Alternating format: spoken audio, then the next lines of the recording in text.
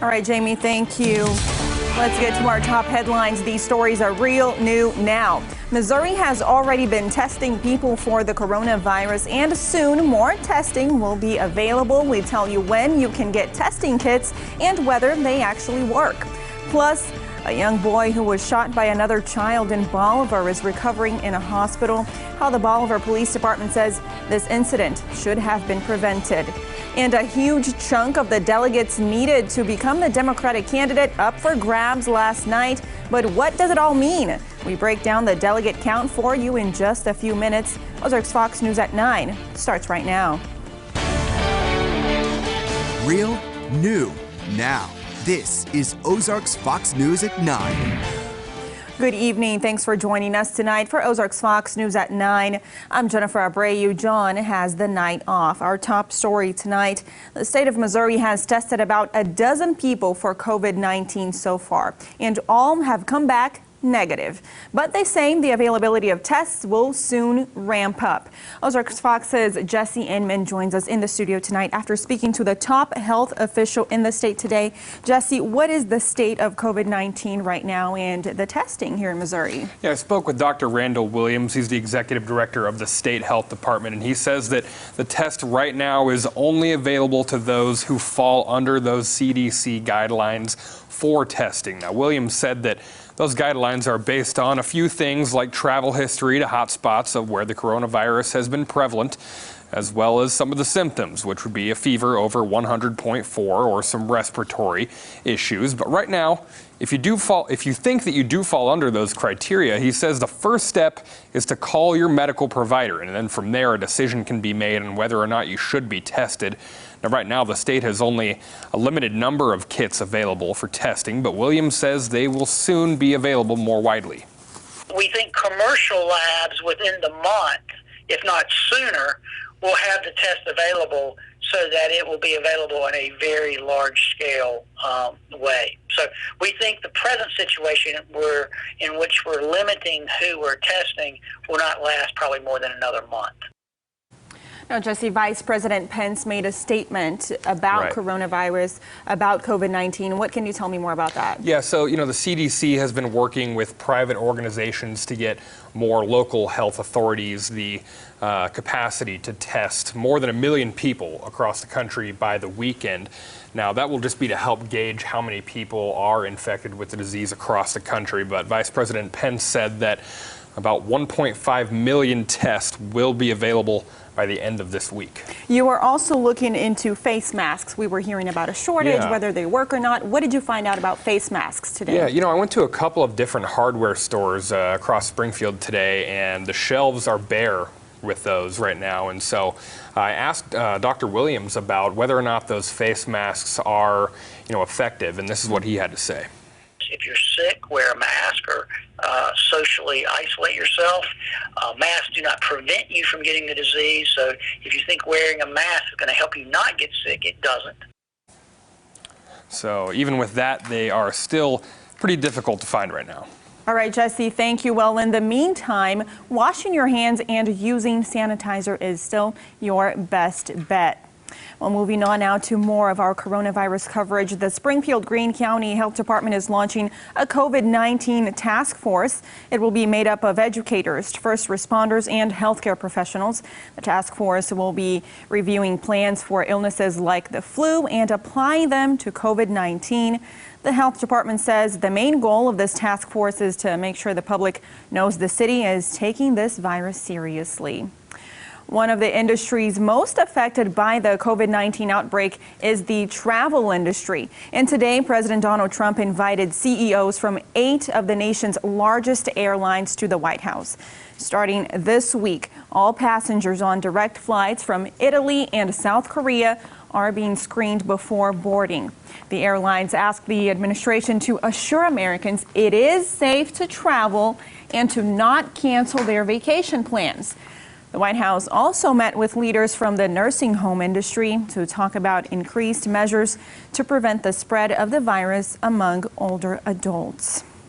While developing a vaccine for COVID-19 is a major priority for both the government and health officials. Coming up at 9:30, find out how the U.S. is progressing towards a vaccine for COVID-19. But while the country waits for that vaccine, lawmakers are calling for more funding to help contain the virus. Stick around. We have that for you coming up at 9:30.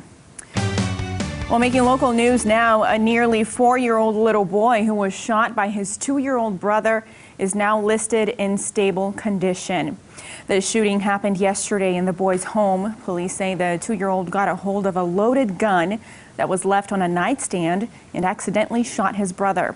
Police are still investigating all of the details and whether charges should be filed.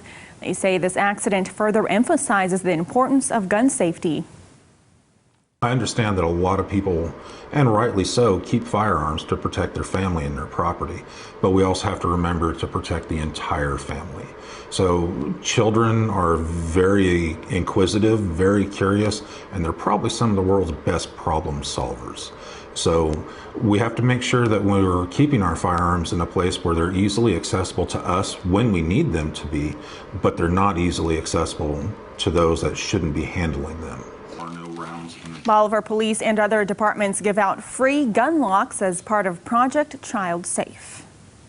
Checking on political coverage now, 1/3 of the delegates in the race for the Democratic presidential nomination were up for grabs last night. That's a pretty big chunk of the total delegates needed to win, 1/3 of the pie. Ozarks Fox's Madison Heaver is here to explain what the delegate count actually means. Madison. Yeah, Jen, after Super Tuesday, Democratic presidential candidates Joe Biden and Bernie Sanders are neck and neck in delegate count. And as a result of that, you may have heard the term contested convention, but we want to break that down for you. Candidates need 1,991 delegates to win the first ballot for the nomination, but if none win the nomination on the first go-around, those pledged delegates can choose another candidate on the second ballot. Political analyst Brian Calfano says to expect some negotiating between the delegates, including those that are pledged to candidates no longer in the race. There's going to be a lot of backroom dealing. There's going to be a lot of arm twisting. Obviously, now we've had a lot of dropouts. You've had Buttigieg, Klobuchar, and Bloomberg drop out in the last 72 hours. They have dozens of pledged delegates at the district level at this point. And those delegates don't really, for the most part, have to follow through and vote for a candidate who's not running anymore. Missouri's primary is next Tuesday, March 10th, and if you plan on voting in the primary, remember you'll have to vote in one party, meaning you can't vote in both the Democratic and the Republican primaries. Madison, thank you. Missouri Senator Lincoln Huff introduced a bill today that would make vaping illegal in the same areas where state law prohibits smoking. It would also change state law to make 21 the age for purchasing vaping products and create a state registration allowing regulators to know which businesses are selling vaping products. Several local high school and middle school students joined Huff at the Capitol today to testify in support of keeping vaping products out of the hands of students. At my school, I regularly see kids passing vapes in hallways and bathrooms. I know several of them have tried to quit but have not been able to. A representative from the Vapor Technology Association testified against the bill, saying the industry supports regulations but opposes treating vaping products the same as tobacco, adding vaping helps adults to quit smoking. Well, Missouri Senator Josh Hawley was back on Capitol Hill today, calling for all federal agencies to ban the use of the popular video app TikTok for all of their employees.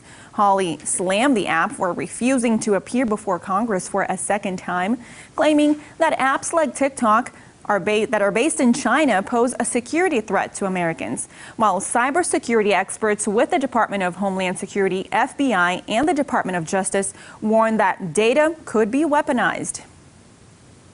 What they want to do is take all of this information from Americans, especially American teenagers, and then ship it off to Beijing. It makes it easier for an intelligence service to either recruit or hack into systems used by a government employee. The Department of Homeland Security, the Pentagon, and the State Department have already banned the use of TikTok. Lawmakers are considering several bills to ramp up oversight and block companies from sending American data abroad. Let's check in with Jamie at the Weather Lab. Jamie, do you have some information on the Tennessee tornadoes for us tonight? Yeah, we got some new information on the strength of those tornadoes and also how long they were on the ground. I'll have that in your forecast. Also looking at a really nice forecast for us locally right into the weekend, but a pattern shift may follow. Details coming up. You're watching Ozarks Fox News at 9 with John Adams, Jennifer Abreu, and weather with Chief Meteorologist Jamie